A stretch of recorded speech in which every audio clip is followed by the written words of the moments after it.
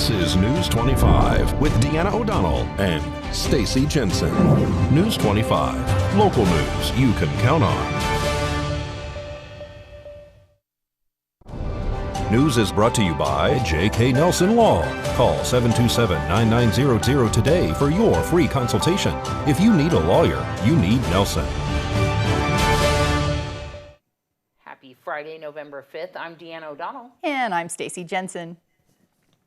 Well, a pedestrian that was struck and killed by a school bus Thursday in Las Vegas has been identified, but the investigation into how it happened continues. Brad Francis has more.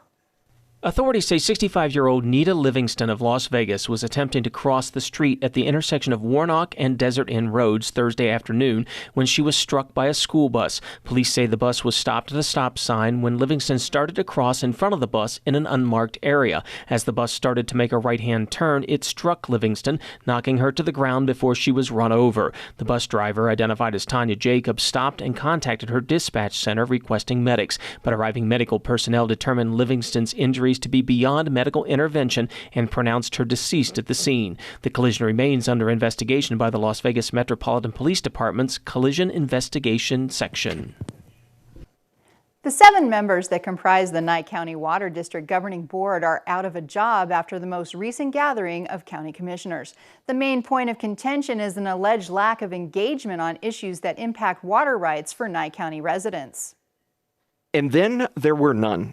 At the most recent Board of County Commissioners meeting, the board decided to dissolve the Nye County Water Districting Governing Board based on information gathered during a lengthy Q&A session between county commissioners and a few sitting members of the Water District Governing Board. Commissioners wanted to get to the bottom of a series of complaints that were forwarded to Commissioner Donna Cox by sitting Water District Governing Board member Helene Williams.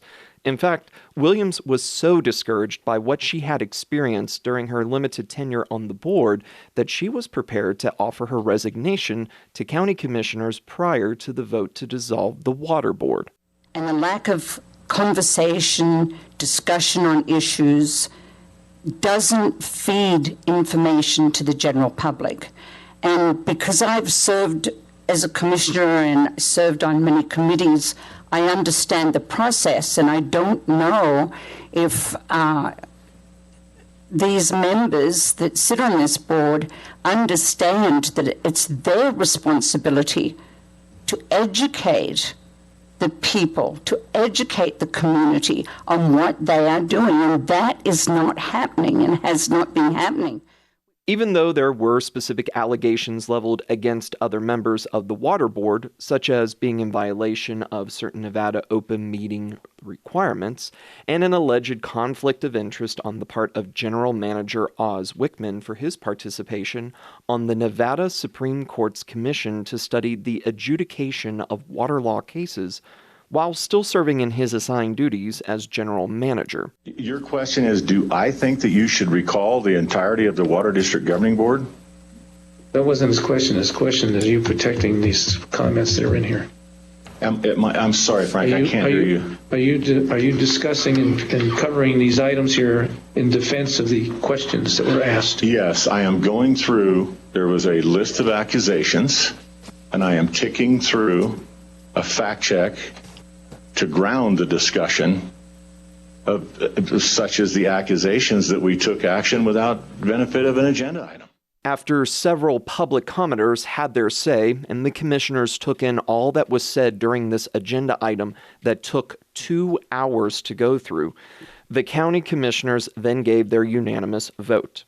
It should be noted, however, that board members in Pahrump and Tonopah gave their thanks for the public service the water board members provided to the community. I do appreciate your service, and I know this has been hard won, but we want to redirect, according to what we've heard, redirect this board moving forward, and thank you for your service. These guys been trying to do a job that they couldn't meet these requirements.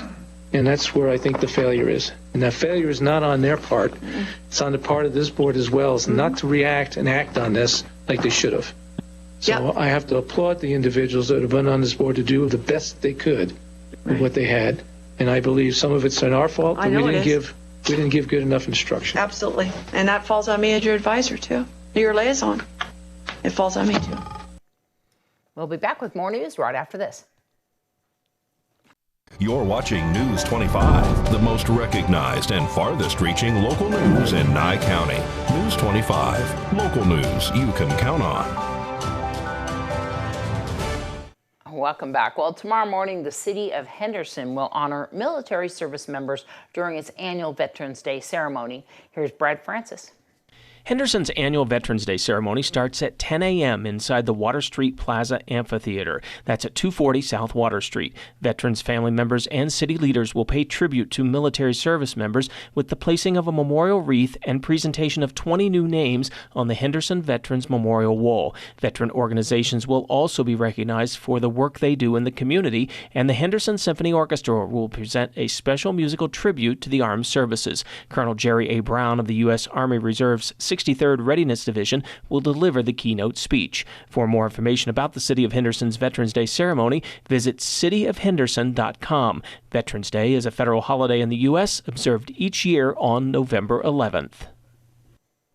A man with multiple felony convictions in 3 states is under arrest again, this time right here in Nye County. Brad Francis has more on this and about his latest run-in with the law.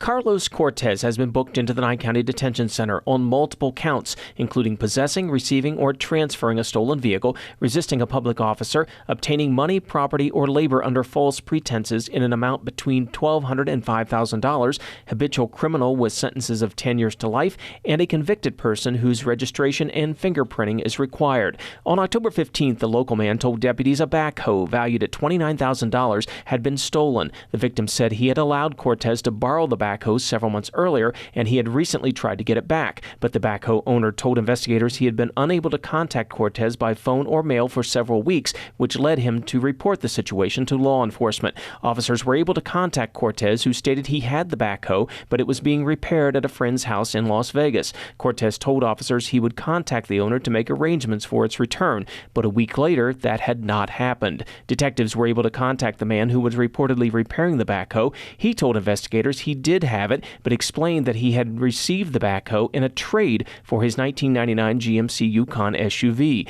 That man went on to say Cortez claimed to own the backhoe and provided a bill of sale showing the trade of the backhoe for the Yukon. The following day, detectives went to Cortez's residence in Pahrump. In the arrest report, they say the Yukon was parked in the yard. Officers say when they contacted Cortez, he admitted to trading the backhoe, which he did not own, for the Yukon. He was placed under arrest and taken to jail. The sheriff's office says Cortez has been convicted of a total of 9 felonies in Texas and California, including theft, forgery, and burglary. That means in Nevada he meets the definition of a habitual criminal, which is someone who has more than 7 convictions. Authorities also note Cortez never registered in Nevada as a convicted person as required by law.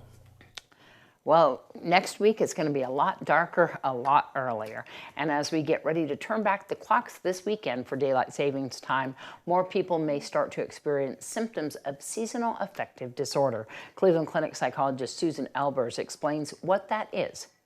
Seasonal affective disorder is often caused by changes in our circadian rhythm, that internal natural clock that runs our sleep, our mood, and our appetite. When there is a shift in the season and our access to daylight, our bodies struggle to adjust to the new light and time frame. Dr. Albers says symptoms of seasonal affective disorder can include feeling depressed, acting withdrawn, lacking motivation, struggling to concentrate, and also changes in sleeping and eating habits. She says since there is less sun exposure during the winter months, it's important to make sure you're getting enough vitamin D. This can come from food, supplements, or even light therapy lamps. Dr. Albers says a recent study found that 61% of participants who used light therapy lamps for 4 weeks saw a decrease in symptoms. She says exercising, eating healthy, and developing a daily routine can also be helpful. Staying true to a routine is key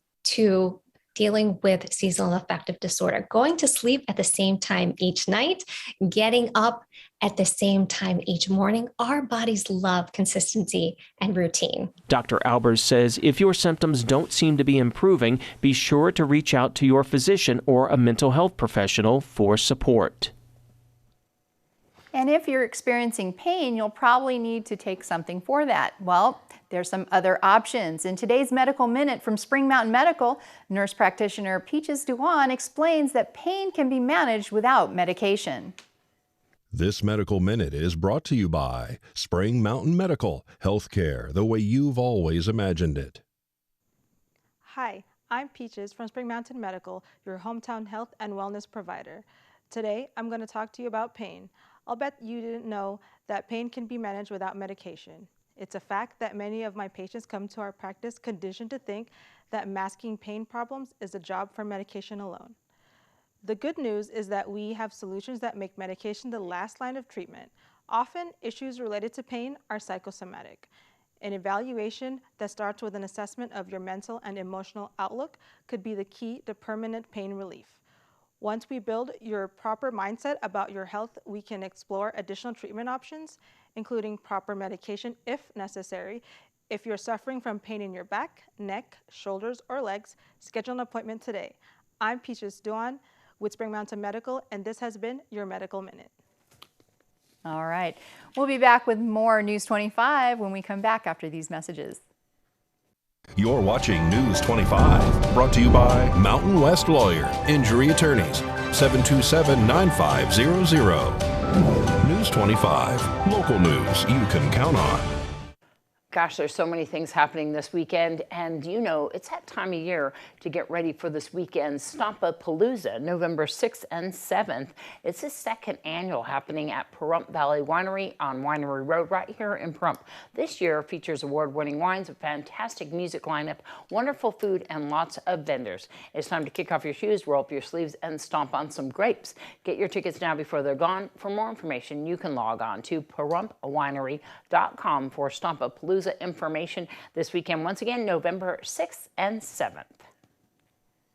All right, for today's Save a Pet, we're back at Desert Haven Animal Society. That's where we find Darby O'Donnell Westerman, who's hanging out in the yard with a dog named Flex. Hi, I'm Darby here at Desert Haven Animal Society, and today we are joined with Flex. Flex is a 3-year-old American Staffordshire Terrier mix. Beautiful boy. He is gorgeous with his coloring. He's actually all white, and then he has little brown spots. He has a spot on his face, and it's so cute because actually the brown spot is a brindle brown color. Beautiful little brown eyes. Very, very cute personality. So the thing is about these dogs, is with American Staffordshires, is that they are very, very high energy dogs. So they like to push their limits with training because they need to go and release energy. So you definitely need to have a big yard and either time to play with them a lot, or you need to go and take him out on walks quite often so that he can be in a nice neutral mindset. So when you actually go in to train him, he will listen really well and he'll just be the bestest little family dog. Super sweet little boy though, and he actually does this cute little thing, and they call it his yoga pose, where when he sits down, it's called splooting, and he kicks out the back feet and he sits down and he just kicks out his little back feet. It is so cute. If you want to come and see Flex or any of his friends here at Desert Haven Animal Society, you can give them a call at 775-751-7020, or you can look them up on their Facebook page at Desert Haven Animal Society. He's such a good doggy. Well, if you're looking to buy a new computer, you may have questions, and our go-to guy, Josh Osborne at Great Computer Deals in Pahrump, is here to help. Hi guys, Josh Osborne with Great Computer Deals. It's time for another quick tutorial, viewer question edition. One viewer asks, is Apple really better than PC? I get this question all the time, guys, and I don't know why it gets people so heated. There's simply two different approaches going on here. If you're the type of user that likes a simplistic operating system with great security, but can be a bit pricey and doesn't offer much for customization, but it integrates well with all your different tech devices, then Apple is the way to go. If you prefer an operating system that is more universally used, but can be very buggy and vulnerable to security threats, but is much cheaper in price and offers quite a bit more options when it comes to hardware and software, then a PC with Windows is the way to go. At the end of the day, it's not about which one is good or bad, it's about which one works best for you. Why trust a technician when you can trust a friend? Great Computer Deals is located at 1190 East Highway 372. Call us at 775-990-8833.